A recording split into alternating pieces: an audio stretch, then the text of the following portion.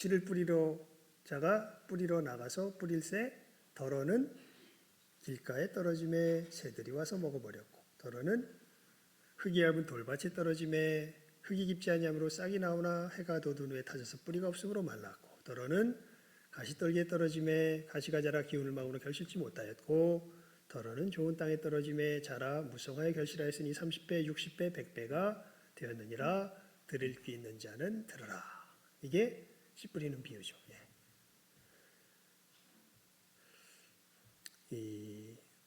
그러면서 예수님께서 그러니까 이 성경 말씀을 보게 되면요, 그러니까 보통은 처음에 사역하실 때는 비유로 말씀하지 않으셨습니다. 굉장히 명시적인 말로 이야기를 하셨는데 어느 순간부터 예수님이 비유로 말씀하시기 시작하신 거예요. 4장에 마가복음에 보면 4장부터 그렇게 시작됩니다. 그러면서 이제 첫 번째 비유가 이 비유를 말씀하시고, 그리고 비유로 이야기했더니 이제 사람들이 두 무리로 나눠집니다.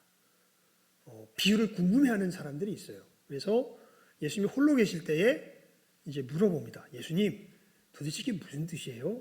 라고 물어보니까 그때 예수님께서 이 비유의 뜻을 설명하시기 전에 하시는 말씀 중에 하나가 오늘 우리가 읽었던 본문 말씀이에요. 내가 왜 비유를 말하는지에 대해서 설명을 이렇게 하십니다. 4장 11절, 12절 말씀에 보면 예수님이 말씀을 하세요. 왜 비유로 말씀하시는지. 이르시되 하나님 나라의 비밀을 너희에게는 주었으나 외인에게는 모든 것을 비유로 하나니. 간단하게 말하면 하나님 나라의 진짜 사람들과 하나님 나라에 속하지 아니하는 사람들을 가르기 위하여서 예수님께서 비유로 말씀하신다. 이렇게 11절, 12절 말씀에 이야기하고 있는 것입니다. 그러면서 이제 여기에 덧붙여서 예수님께서 하신 말씀이 오늘 우리가 읽었던 본문 말씀이죠. 너희가 이 비유를 알지 못할진대 어떻게 모든 비유를 알겠느냐. 그러니까 이 말씀만 이게 이제 통해서 보면 이 비유가 모든 비유를 푸는 열쇠와 같은 역할을 하는 그런 비유인 것을 우리가 알 수 있습니다. 그러면서 이 예수님께서 비유를 말씀하실 때의 상황을 우리가 좀 잘 알 필요가 있습니다. 성경에 보면요, 예수님의 사역이 이제 처음 이렇게 시작되죠.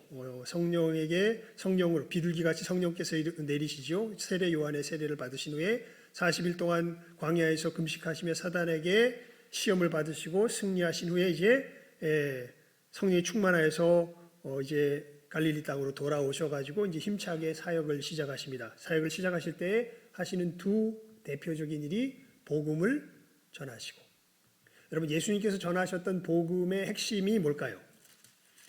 그것은 우리가 좀 알 필요가 있습니다. 1장 마가복음 1장 15절 말씀, 예수님께서 전하셨던 말씀의 핵심이 뭐냐면 이겁니다. 그냥 전체적으로 아울렀을 때 이 얘기가 예수님께서 평생 하시고 다녔던 이야기예요. 15절 말씀 아주 간단하게 한 절로 요약이 되어 있습니다. 시작하면 읽습니다. 시작. 가라사대 때가 찼고 하나님 나라가 가까웠으니 회개하고 복음을 믿으라 하시더라.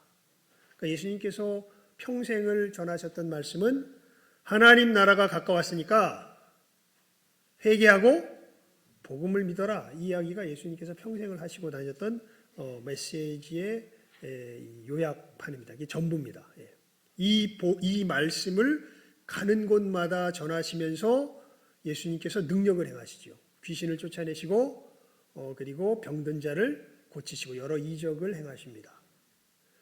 여러분 예수님께서 병든 자를 고치시고 귀신을 쫓아내시며 여러 이적을 행하신 그 이유는 무엇이냐면요, 다른 것이 아니라 하나님 나라가 지금 자기 속에서 역사하고 있음을 예시로 예증으로 보여주신 것이 바로 예수님의 그 이적의 의미가 됩니다. 그러니까 이 역사가 일어나면서 수많은 사람들이 예수님을 향하여 몰려들기 시작합니다. 이렇게 수많은 사람들이 예수님을 향하여 몰려들면서 정말 그렇잖아요, 여러분. 병든 사람이 막 벌떡벌떡 낫는데 귀신 들린 사람 보신 적 있으십니까? 귀신 들린 사람이 정신이 온전하여지는데, 그리고 보리떡 5개와 물고기 2마리로 수많은 사람을 먹이시고, 여러 가지 정말 놀라운 일들이 벌어지는 것을 보게 되는데, 이 장님이 눈을 뜨게 되고, 정말 몇십 년을 몸이 이렇게 구부러져 가지고 펴지 못하는 사람이 몸이 펴지게 되고, 이런 역사가 일어나니까 수많은 사람들이 예수님을 열광하며 예수님 곁으로 모여들기 시작합니다. 그런데 예수님께서 말씀을 하세요.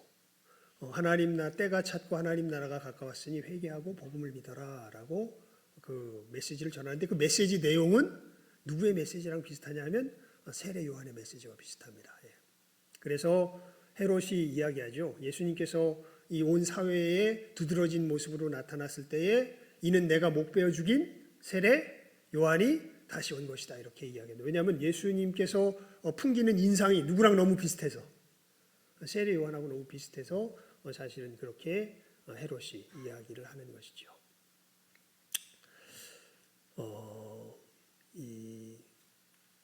그렇게 이제 수많은 사람들이 예수님께 열광을 하면서 다가오기 시작하는데요. 그러면서 동시에 어떤 사람들이 생겨나기 시작하냐 하면, 예수님께서 이제 이 안식일에 뭐라 그럴까요? 벼이삭도 떼어 먹게 하시고 제자들을 향하여서, 또 음식을 먹을 때 손을 씻지 않고 음식을 먹으시고, 이러면서 특별히 이제 안식일 계명에 대한 유대인들이 전통적으로 지켜오던 하나님 앞에서의 그 율례를 지키는 것들을 예수님께서 의도적으로 이렇게 부수어뜨리면서 지키지 않는 모습들을 보이십니다. 그렇게 하면서 특별히 이스라엘 종교의 지도자들과 이제 큰 갈등 가운데 이르게 되는데, 자, 그런데 여러분, 예수님께서 전하셨던 메시지가 아까 말씀드린 때가 찼고 하나님 나라가 가까웠으니 회개하고 복음을 믿어라.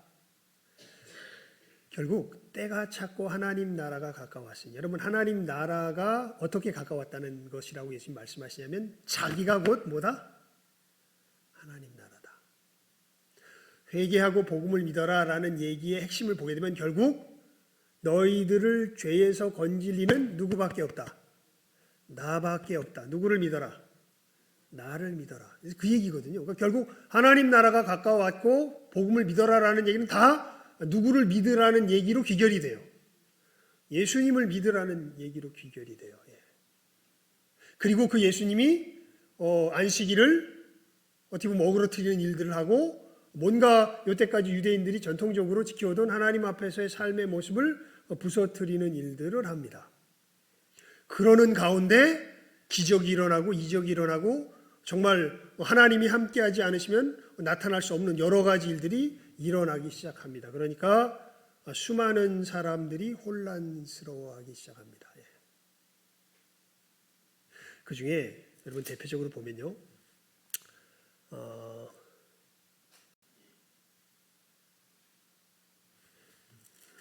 잠깐만요.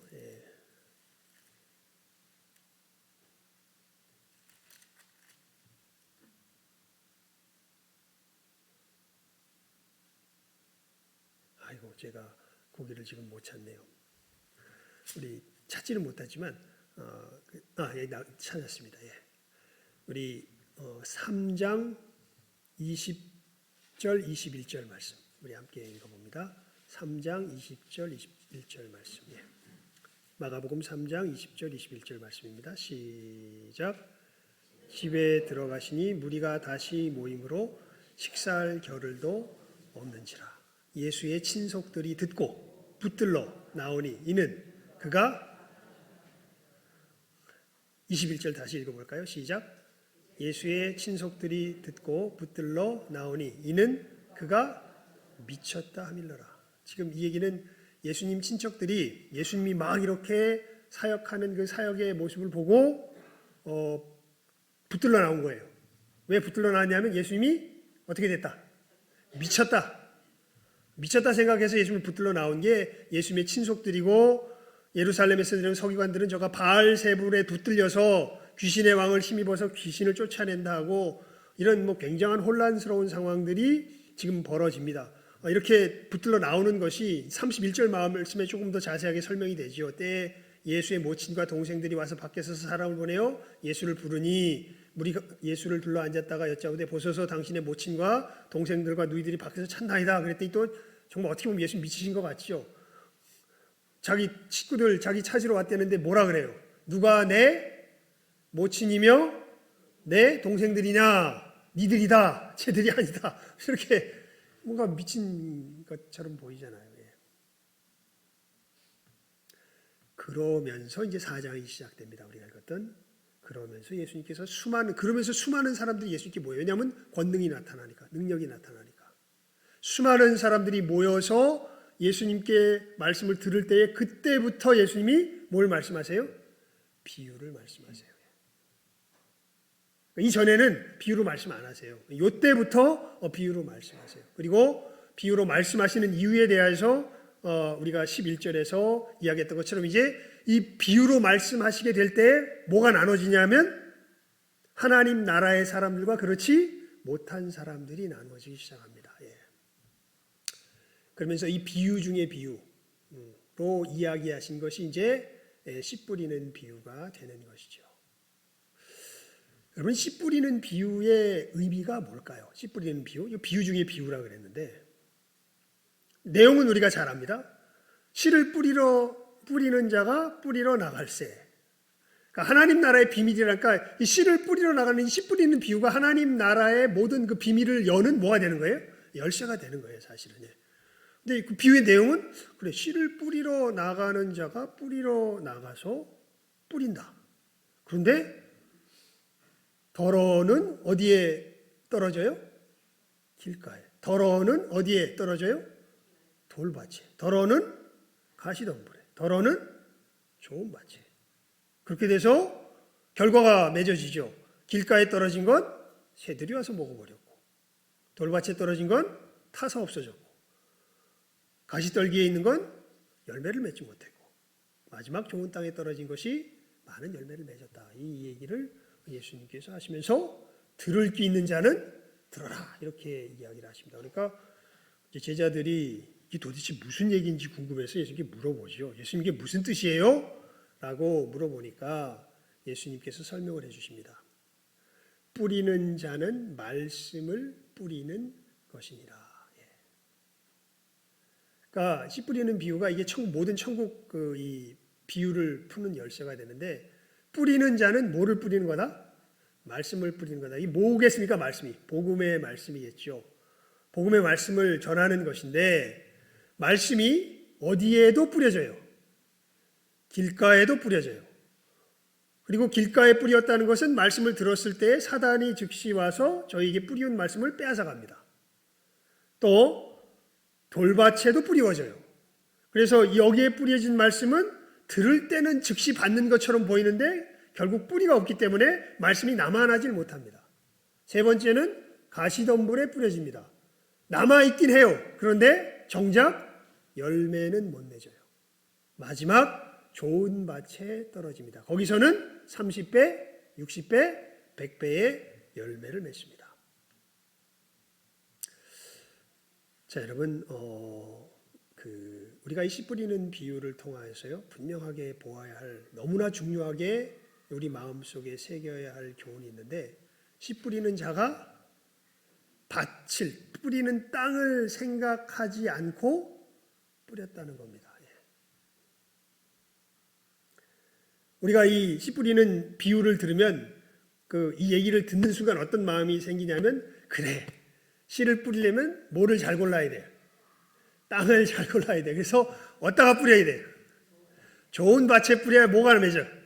열매가 맺지. 그러니까 우리 이거 읽고서 뭐라고 생각하기 쉽냐 하면, 그래, 우리는 좋은 밭을 찾아가지고 좋은 밭에다 씨를 뿌려야 열매를 많이 맺어. 뭐 이런 의미로 받기 쉬운데, 사실 이 씨 뿌리는 비유는 그걸 말하는 게, 뿌리는 자가 뿌리러 나가서 어디에도 뿌리고, 길가에도 뿌리고, 어디에도 뿌리고, 돌밭에도 뿌리고, 어디에도 뿌리고, 가시덤불에도 뿌리고, 어디에도 뿌리고, 좋은 밭에도 뿌리고.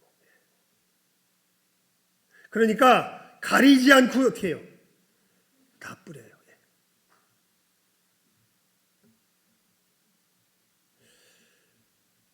여러분, 사람이 어떻게 천국에 들어가게 됩니까?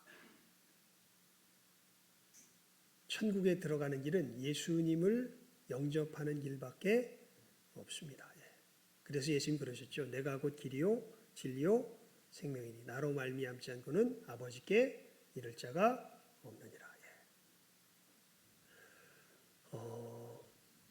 다시 우리 살펴볼까요? 여러분 천국 가고 싶으세요? 가기 싫으세요? 천국이 어떤 곳입니까? 천국은 의인들이 사는 곳이에요. 천국은 내가 바라는 소원이 이루어지는 곳이 아니라 천국은 의인들이 사는 곳. 여러분 놀랍게도요. 내가 바라는 소원이 이루어지는 곳은요. 천국이 아니라 지옥에 가깝습니다. 잘 아셔야 돼요. 그래서 예수님 그러셨잖아요. 아무든지 나를 따라오려거든 자기를 뭐하고 부인하고 날마다 제 십자가를 지고 나를 좇을 것이니라. 여러분 천국은 의인들이 사는 곳이 그리고 진짜 갈망, 필요, 우리의 바람이라기보다는 필요요. 정말 우리에게 필요한 것. 정말 목이 엄청 말라요. 이 사람한테 콜라 1리터 갖다 줘서 먹으면 이 사람 갈증이 어떻게 될까요? 그 처음 마실 때는 탄산수라 좋은 것 같은데 그거 먹어봐야 갈증이 안 사라집니다. 진짜 저 산골에 시원한 정말 무공의 생수를 갖다 떠다 주면 그걸 먹으면 맛은 없을지 몰라도 무엇이 사라져요? 갈증이 사라져요. 갈증이. 그러니까 정말 우리에게 필요한 것은 의예요. 여러분이 행복하지 못한 것은요. 왜 행복하지 못해요? 우리가 의롭지 못해서 행복하지 못해요. 사실. 그러니까 정말 우리에게 필요한 건 뭐라고요? 의라고. 의. 여러분이 생각하는 어떤 조건, 상황, 환경이 아니라 어떤 지능, 지혜, 능력, 내가 사랑할 만한 정말 예쁜 여자, 무슨 돈 이런 것들이 아니라 정말 우리들에게 필요한 것은 정말 목마른 사람에게 필요한 것이 뭐듯이 생수듯이 정말 우리들에게 필요한 건 뭐예요? 의예요. 의. 이 의의 구체적인 내용이 뭡니까? 그러니까 우리가 교회에 나오는 거 아니에요. 그래서 예수님의 말씀 배우는 거 아니에요. 이 의의 구체적인 내용이 뭐예요? 십계명. 복음은 우리가 어떻게 이 의에 참여하게 되느냐를 이야기해 주는 거죠. 우리가 어떻게 이 의에 참여하게 돼요? 모세의 율법을 통하여서 우리가 참여하려고 그러면 누가 애써야 돼? 내가 애써야 돼. 그런데 애써 보면 알아요. 우리가 이 의에 참여할 수 있는 존재예요? 그렇지 못한 존재예요? 그렇지 못한 존재예요. 애써 보면 애써 볼수록 알게 돼요. 여러분 거짓말하지 않으려고 애써 보십시오. 그러면 내가 뭐 할 수밖에 없는 사람이라는 게 나타나요? 거짓말할 수밖에 없는 사람이라는 게 나타나요. 여러분 정욕을 참으려고 여러분의 정욕을 끝까지 눌러보십시오. 어떻게 되나? 이게 정말 좋은 비유인데요. 바람이 빵빵하게 들어가 있는 엄청 탱탱한 큰 공을요. 이게 큰 공 있잖아요. 큰 공을 수영장에서 그 공 위에 딱 타가지고 이것을 물속으로 이렇게 꾹 집어넣으려 그러면 어떻게 될까요? 조금만 균형 잃으면 어떻게 돼요? 바로 팡 하고 튕겨져 올라오죠. 어쩌면 정욕이 이와 똑같습니다. 우리의 정욕을요, 우리의 의지로 어마어마한 애씀과 노력으로 막 누르려고 할 때 정말 균형 잘 잡고서 어떻게 잠깐은 눌러지는데 조금만 균형 잃어버리면 어떻게 될까요? 마치 모처럼 수영장에 억지로 집어넣으려고 했던 모처럼 이 공처럼 바로 우리 마음과 삶 속에서 그대로 튕겨져 올라옵니다. 웃기죠? 우리 텔레비전 보게 되면은 정치인들이나 되게 유명한 사람들이 너무나 뻔한 잘못인데 그 잘못을 저지르는 거 보고 좀 바보들 아니야? 왜 저래?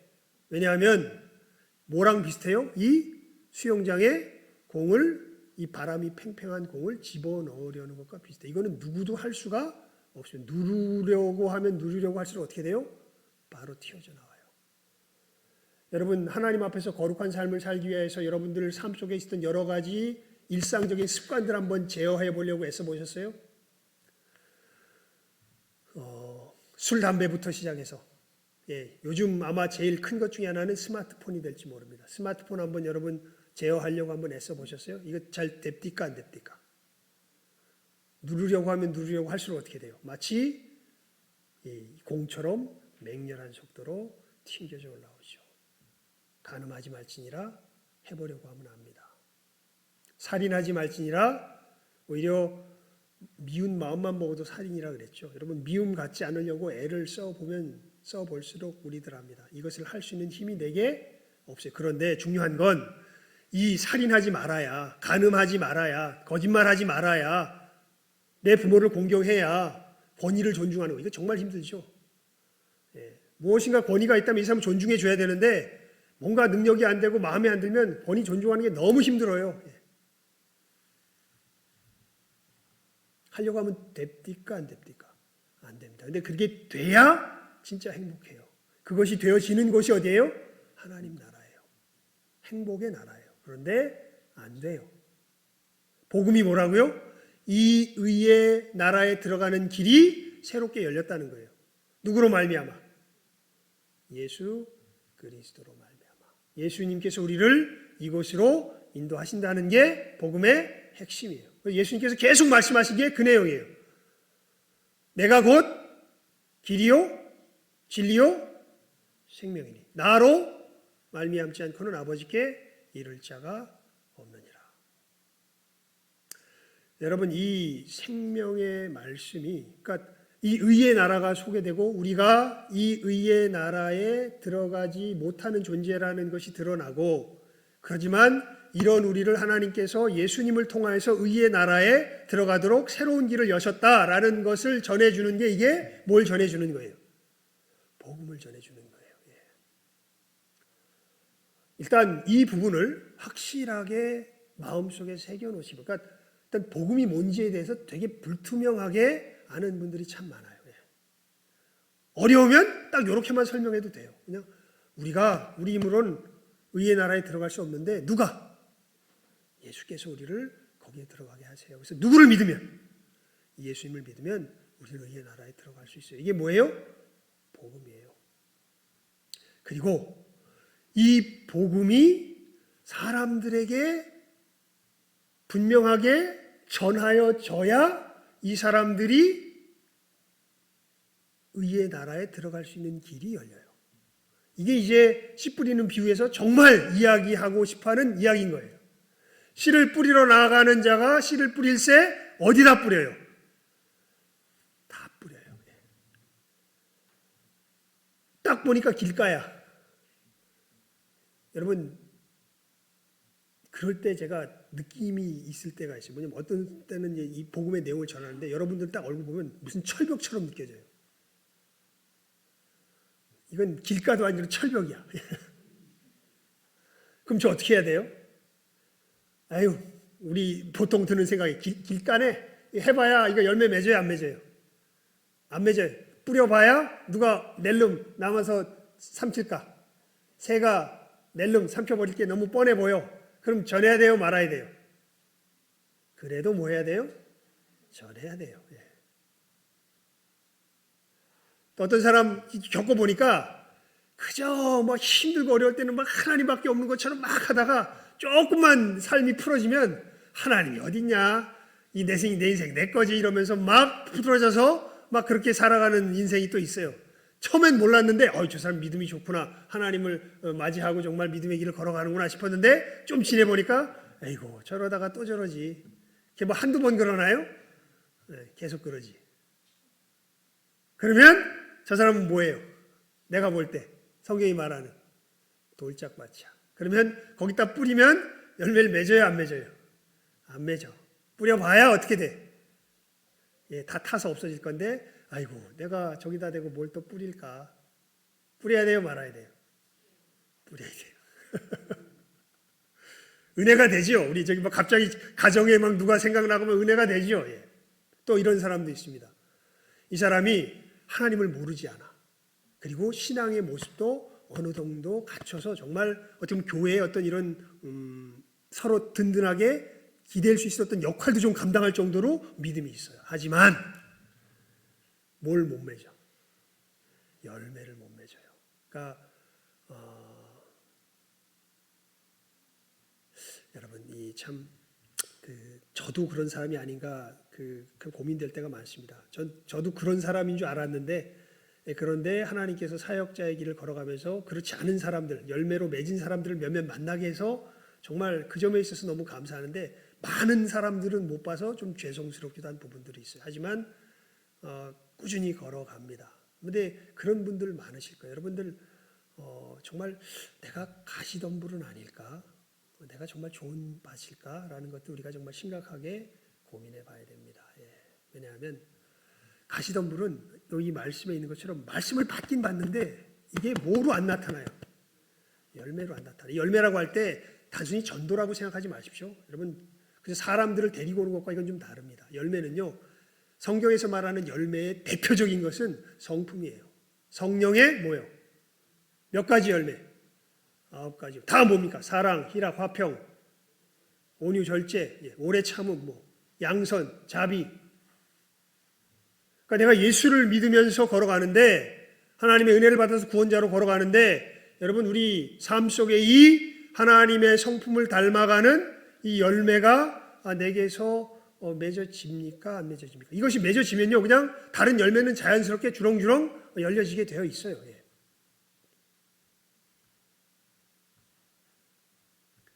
그런데 말씀을 전해보면요 어떤 사람에게는 이 열매가 맺어지는 사람이 있어요.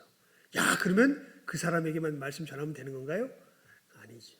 오늘 말씀에서 이야기하는 핵심은 어디도 전하고 길가에도 전하고 어디도 전하고 돌짝밭에도 전하고 어디도 전하고 가시덤불에도 어디도 전하고 좋은 밭에도 전하고 다 전해라. 왜냐하면 이게 전하여 이게 왜 그러냐면 솔직히 말하면 누가 길가인지 누가 돌짝밭인지 누가 가시덤불인지 누가 좋은 밭인지 우리는 몰라요. 전에 말씀드렸죠. 저도 좀 어리둥절해요. 뭐가 어리둥절하냐면 아버지가 한 번도 자기 입으로 예수님을 주님으로 고백한 적이 없어요. 그런데 2주 전인가요? 예배 시간에 그때 정말 하나님께서 굉장히 저한테 담대한 마음을 주셔서 아버지한테 단도직입적으로 복음을 전했습니다. 그리고 아버지한테 예수님을 영접하시겠냐고. 그랬더니 아버지가 제정식으로 말했다는 게 한참을 고민을 하세요.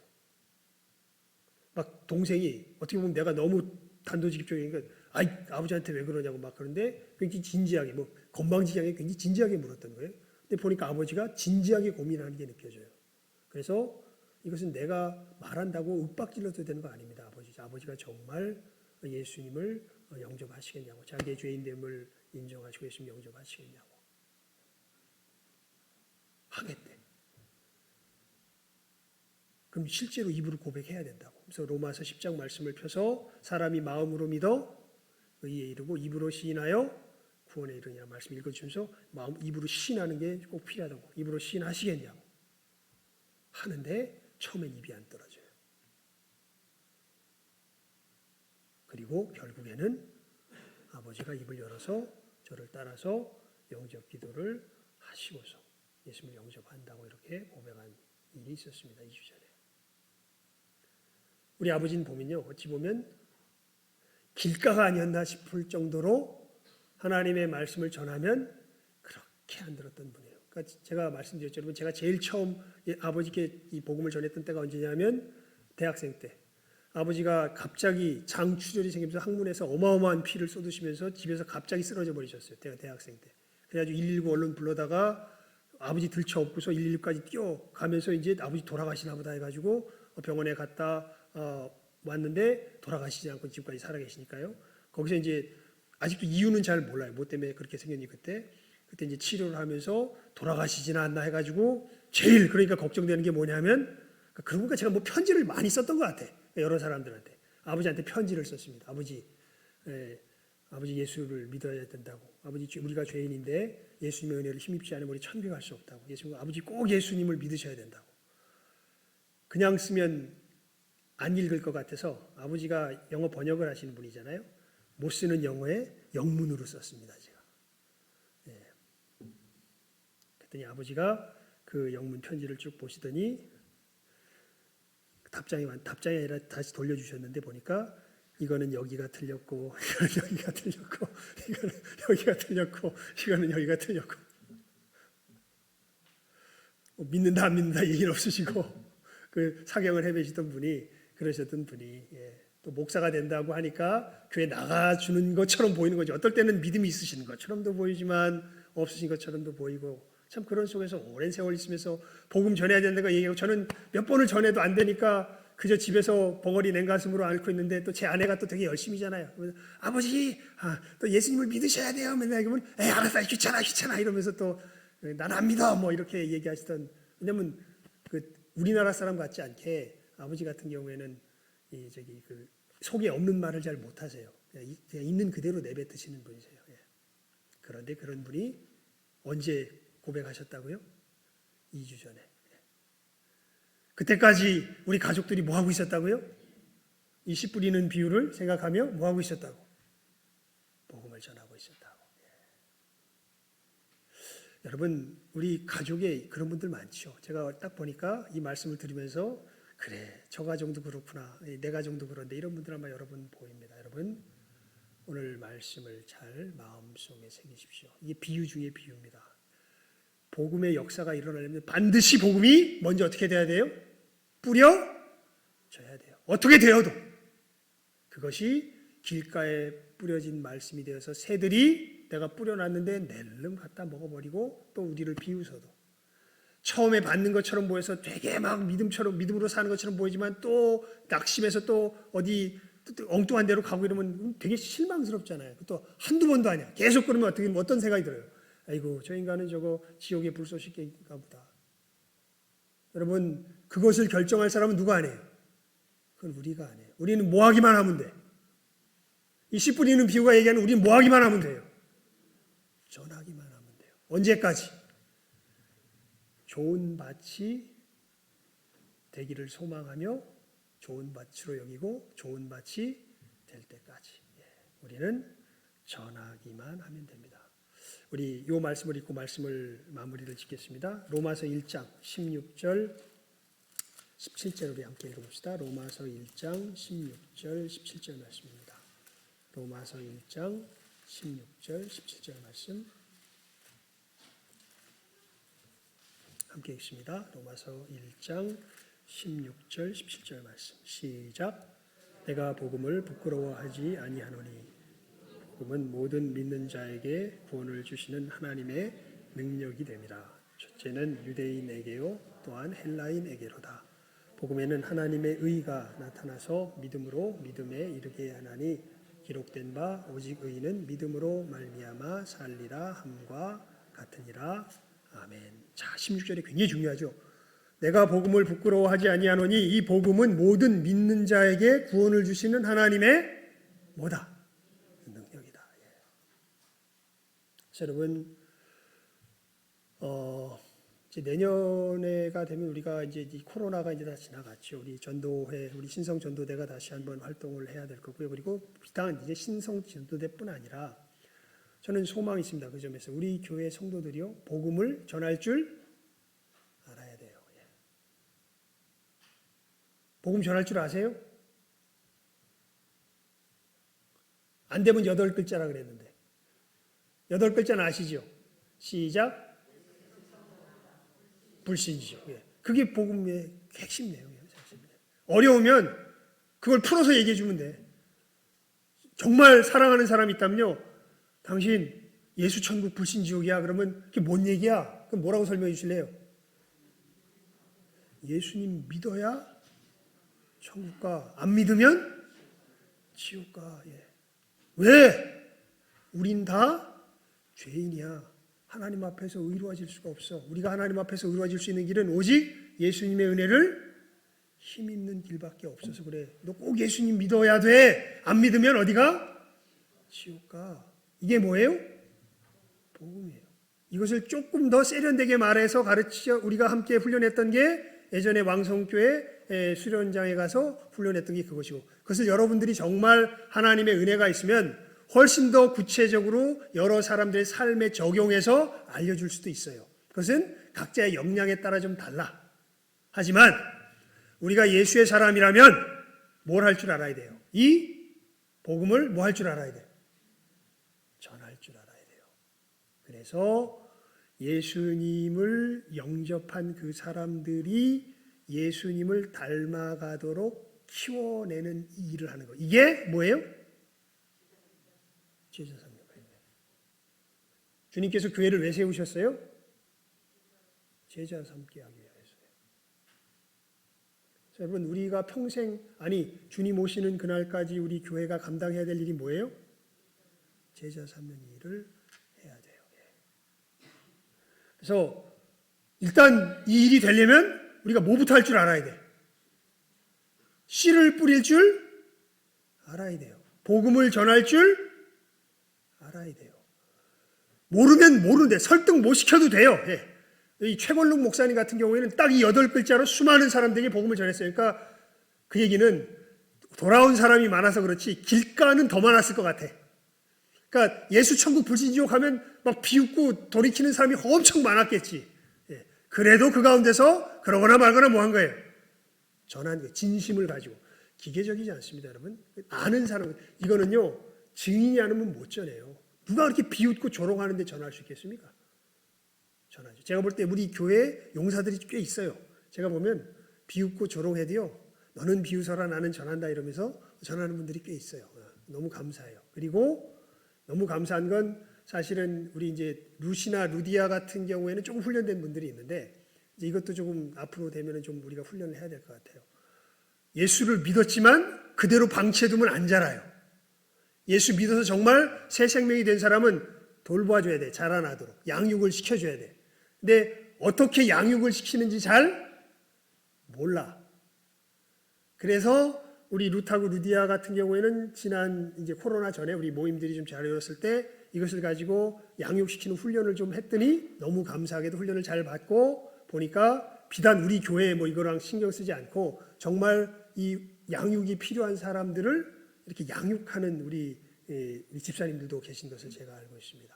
그래서 우리가 제자 삼으려면 뭘 할 줄 알아야 돼? 구체적으로 두 가지. 뭘 전할 줄 알고, 복음을 전할 줄 알고, 뭘 할 줄 알아야 돼요? 제자로 키워낼 줄 알아야죠. 앞으로 우리가 이 문제를 가지고 하나님 앞에 진지하게 씨름하며 고민하며 나아가야 할 줄 압니다. 이 역사가 있어야 돼요. 왜냐하면 마무리한다고 하면서 마무리가 좀 기네요. 이것까지만 이야기할게요. 제가 예전에 우리 그 선교 우리 이성진 선교사님이 있었던 프론티어 선교 이 본부에 가서 선교사들이 받는 훈련을 잠깐 받았던 적이 있었는데 거기 가서 교회 역사에 대한 것을 잠깐 소개하는 시간이 있었어요. 근데 그때 들은 이야기 중에 굉장히 제 가슴 속에 남아 있는 이야기가 있는데 그게 뭐냐면, 그러니까 선교사들이 본 선교의 역사예요. 예수님의 복음이 전해지면서 그 나라에 기독교가 어떻게 왕성해져 가는가라는 이야기를 쭉 하는데, 처음에 선교사들이 가서 복음을 전해서 이제 화평의 사람들이라고 부르더라고요. 처음 예수님을 맞이해서 복음을 정말 기쁨으로 받고 변화되어서 천국의 삶을 살아가며 주변의 사람들에게, 자기 동족들에게 복음을 전하는 사람들이 생겨요. 그리고 이 사람들은 놀랍게 이 사람들이 예수를 믿어서 자기처럼 돌아오게 되면 자기가 예수님을 닮아서 커가는 것처럼 이 돌아온 사람들을 뭐 하기 시작하냐면 키워내기 시작해요. 그리고 초창기 교회는 누가 교회의 지도자가 되냐면 이렇게 복음을 전해서 복음으로 들어온 사람들을 실제로 예수님 닮도록 키워낸 사람들이 뭐가 돼요? 교회 지도자가 돼요. 그때는 교회가 어떻게 될까요? 왕성하게 자랍니다. 정말 크게 자라요.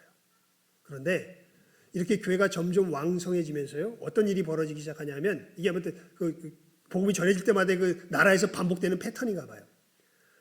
점점 우리 신앙의 삶이 체계화되고 복잡해지면서 특히 이제 이 목회자가 되는 것은 쉽지 않거든요. 그래서 이 하나의 라이센스가 이제 필요하게 되고, 목회자가 되는 라이센스를 가져야 교회를 돌볼 수 있는 그런 시스템으로 바뀌어지게 되는데, 이것이 꼭 나쁜 것만 아닌데, 근데 이렇게 되면서 어떤 사람들이 교회의 지도자가 되기 시작하냐면, 목회자의 공식적인 라이센스는 땄는데 실제로 복음을 전하고 예수의 사람으로 키워낸 경험이 전혀 없는 사람이 뭐가 돼요? 목사가 돼요. 교회의 지도자가 돼요. 그럼 그런 교회는 어떻게 될까요? 그대로 몰락해 가기 시작합니다. 왜냐하면 목회의 일은 이건 생명의 역사거든요. 이거는 여러분 2차 세계대전인가요? 보게 되면 고아들이 많이 생겼잖아요. 그래서 부모를 모르는 고아들을 갖다가 애들 갖다가 쭉 놓고서 사람들이 별로 없으니까 그냥 먹을 것만 이렇게 계속 줬던 거예요. 그냥 남자들이 이렇게 돌아다니면서 배고프다면 찡찡거리면 수많은 아이들이 죽어나갑니다. 여자아들이 가서 안아주고 보듬어주고 젖을 먹여도 관심을 보이기 시작한 그때서야 아이들의 뭐가 멈춰요? 죽음이 멈춰지는 것을 보게 되죠. 하물며 우리 육신의 생명도 이런데 영적인 생명은 오죽하겠습니까? 진짜로 돌볼 줄 알아야 되는 거죠. 이 일을 하는 사람들이 뭐가 돼야? 교회 지도자가 돼요. 그러니까 우리 장로님, 권사님, 저 목사, 집사님 이분들이 뭘 할 줄 알고 뭘 할 줄 알아야 복음을 전하고 이 복음을 받아들인 사람을 예수의 사람으로 뭐 할 줄 알아야 키워낼 줄 알아야 그래야 교회가 어떻게 돼요? 왕성해져요.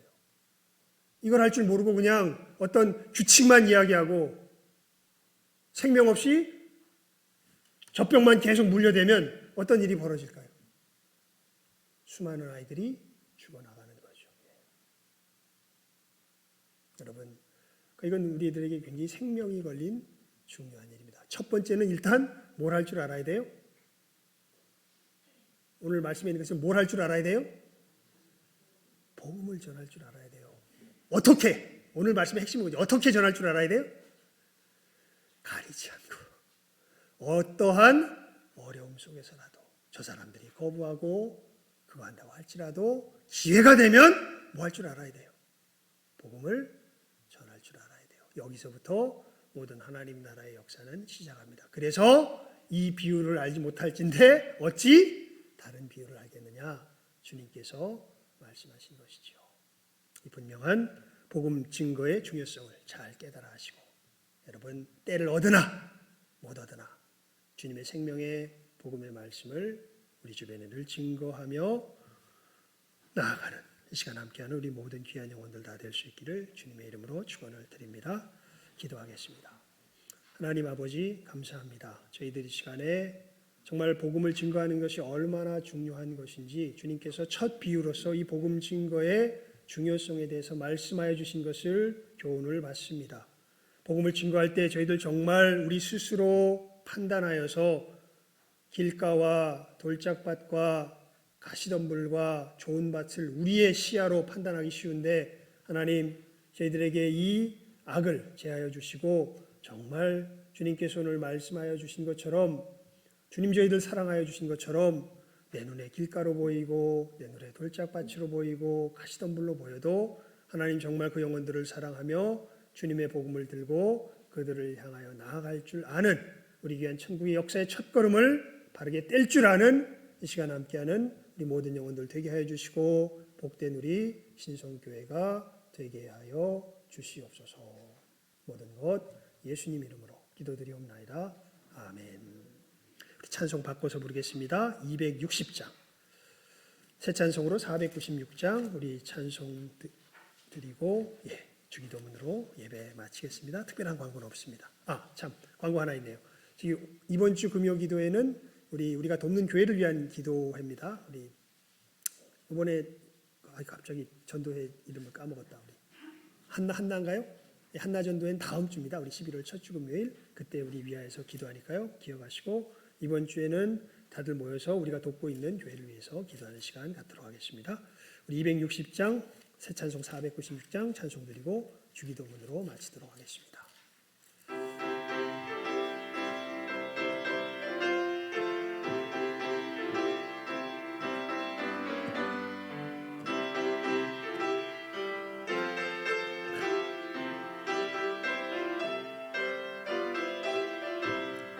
새벽부터 우리 사랑함으로써 저녁까지 시를 그려봅시다. 열매 차차 익어 곡식 거둘 때에 기쁨으로 단을 거두리로다. 거두리로다. 거두리로다. 기쁨으로 단을 거두리로다. 거두리로다. 거두리로다. 기쁨으로 단을 거두리로다. 비가 오는 것과 바람 부는 것을 겁을 내지 말고 그려봅시다. 일을 마쳐놓고 곡식 거둘 때에 기쁨으로 단을 거두리로다. 거두리로다. 거두리로다. 기쁨으로 단을 거두리로다. 거두리로다. 거두리로다. 기쁨으로 단을 거두리로다. 씨를 뿌릴 때에 나지 아니할까 슬퍼하며 심히 애탈지라도 나중 예수께서 칭찬하시리니 기쁨으로 단을 거두리로다. 거두리로다. 거두리로다. 기쁨으로 단을 거두리로다. 거두리로다. 거두리로다. 기쁨으로 단을 거두리로다.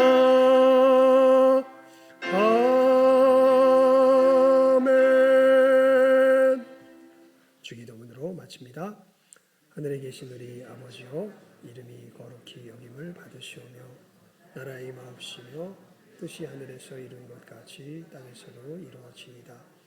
오늘날 우리에게 일용할 양식을 주옵시고 우리가 우리에게 죄 지은 자를 사하여 준 것 같이 우리 죄를 사하여 주옵시고 우리를 시험에 들게 하지 마옵시고 다만 악에서 구하옵소서.